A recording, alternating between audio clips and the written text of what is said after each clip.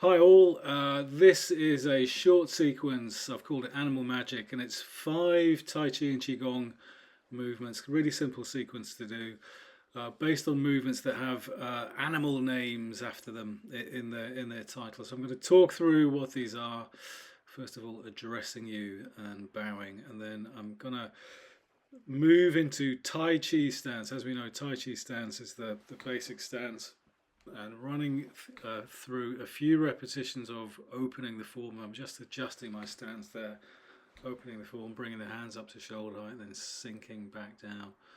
One more repetition, and then we move into the first of these movements. This is called the white crane dips its wings in the stream. Beautiful name, huh? So what you can see here, what I'm doing is I'm squatting down, bringing my hands behind my back, above my head, and then squatting down and dragging my fingers across the floor here. Again, just adjusting my position. To do this movement, it's sometimes helpful to make your stance a little bit narrower. So it's basically a squatting movement with some additional upper body arm movements, bringing the hands and the arms behind the back, and then when they get to shoulder height, beginning to sink down, squatting down. Inhale as we rise, exhale as we sink. I'm going to show it from the side here. So the palms begin facing forwards, hands come down, and I'm squatting there, dragging the fingers across the floor a little bit, and inhaling as I come up. Big inhale there, and then exhale as I sink back down. With squatting, we're trying to keep the back as straight as possible, push the hips back, bend at the knees, trying to look ahead, which, as I said, trying to keep the spine as straight as possible. Squatting, very important, we don't do enough of it, and this is essentially a squatting movement. I'm going to come back to face the camera again, Wu Ji into Tai Chi, and a few more repetitions, sinking. That's what I'm indicating there for. Looking directly ahead as well. There's a tendency with squatting to look at the floor, but if we try and look ahead, it'll help to extend the spine. A few more repetitions of the white crane dips its wings in the stream. Movement number 1 from this short Tai Chi and Qigong sequence.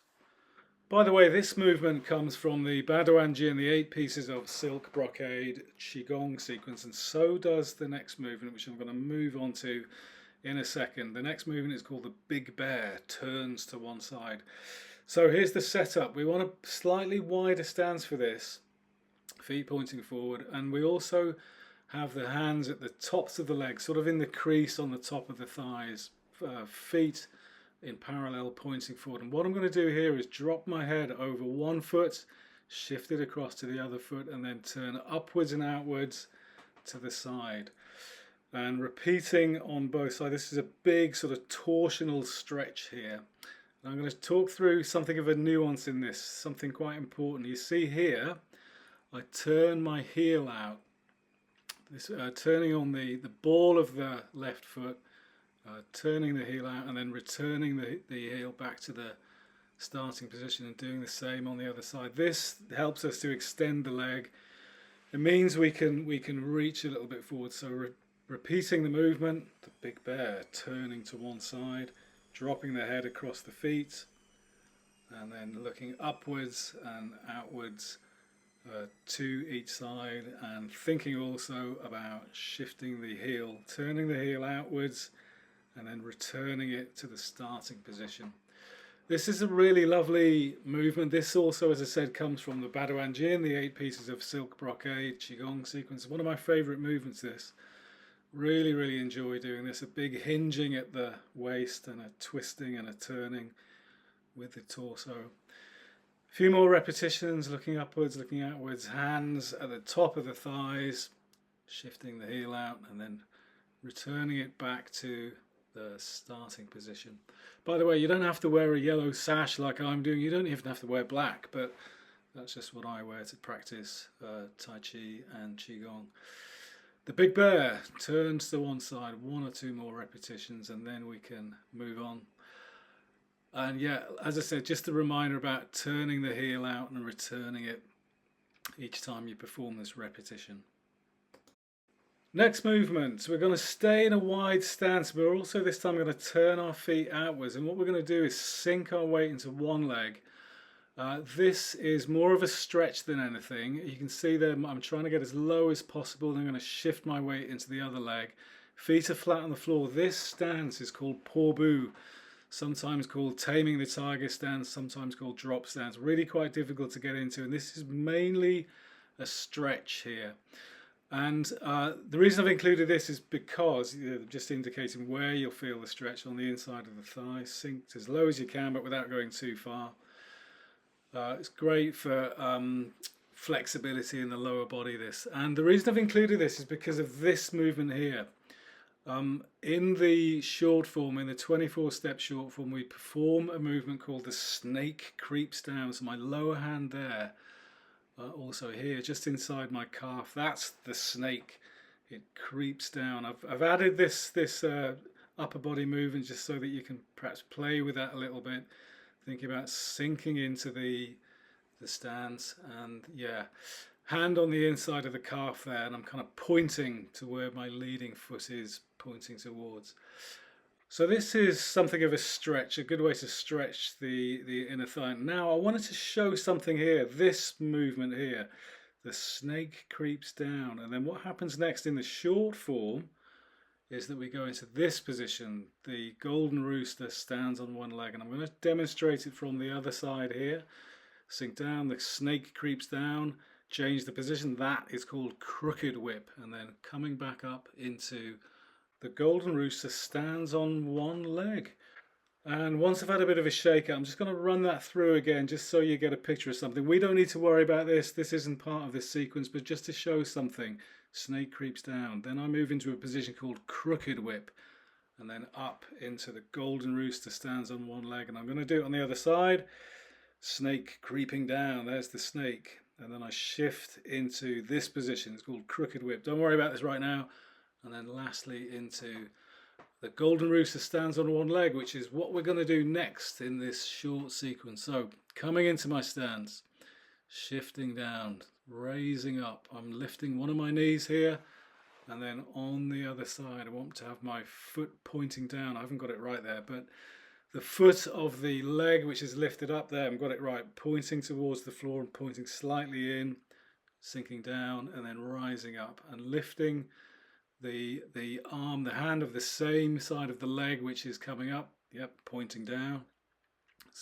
Oops, lost my balance there. Sinking back down and then back up. This position, this movement is called the golden rooster stands on one leg. I'm lifting up there. It's almost as if my knee and my hand are connected by an invisible thread, like a puppet on a string or something like that.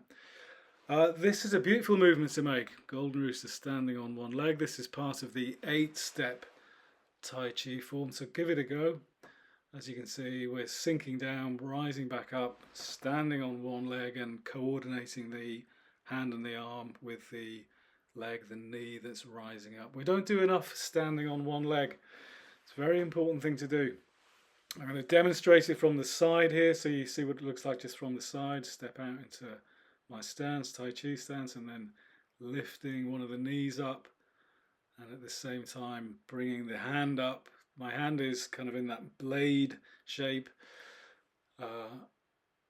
lifting up on that side and sinking back down, trying to make everything soft, gentle, slow. Even this pace is a little bit fast, to be honest with you, but just for demonstration purposes. This is the 4th of these 5 movements that we're making in this sequence. Good thing to train leg strength. Yes, sink into the leg if you can. Bend your knee a little bit. Try it out, have a go at this movement. It's a lovely movement to make, and then we will move on, just after I've had a brief rest, into the last of these 5 animal-based movements from Tai Chi and Qigong. So I'm starting off here in Wuji, step into Tai Chi, and what I'm going to do, this movement, just once I've adjusted my position, opening the form just to kind of bring us back into onto the ground, lifting the hands up, shoulder height, sinking back down as if you're painting a wall, and then Inhale as you rise, exhale as you sink. And the next movement, so this is called Repulse the Monkey. It looks quite simple. Actually, it is simple, but it does take a little bit of learning. You can see here that I'm turning from side to side, and as I'm lifting my hands, one at the front, one at the back, my palms are both facing the ceiling. And you can see there that as I'm pushing with one hand, I'm pulling with the other. Yin and yang. Yin is pulling, yang is pushing here. Turning from side to side. I'm also going to just demonstrate this from the side so you can see what the movements look like. Hands come up, raising. You know, what is it? Hercules, the guy who carried the world. And then the rear hand passes across the ear, almost as if I'm pushing something off the palm of the hand in front. Turning from side to side. We don't want to go all the way back here. We want to be sort of slightly to the side at the back, and keep repeating this movement. This again is a movement from the 8 pieces of silk brocade, the Ba Duan Jin, but we also do Repulse the Monkey in the 24-step short form as well, but there we include stepping. So let's not worry about that right now. Let's just concentrate on the movement itself. I'm going to demonstrate it from the front. Hands come up, palms facing upwards, pushing across one palm. Turning to the other side, hands come back up, pushing across the palm. And you see that the hand that goes to the back, it drops down before it rises back up. And then returns to the center to push this invisible thing off the palm of the other hand. It's a beautiful movement to make this. Repulse the Monkey. Don't quite know why it's called that, but there we go. And then lastly, pushing oneself back up to standing. One palm over the other. Have a go at this sequence. Follow this through. 5 movements based on animal movements from Tai Chi and Qigong. Thanks for watching.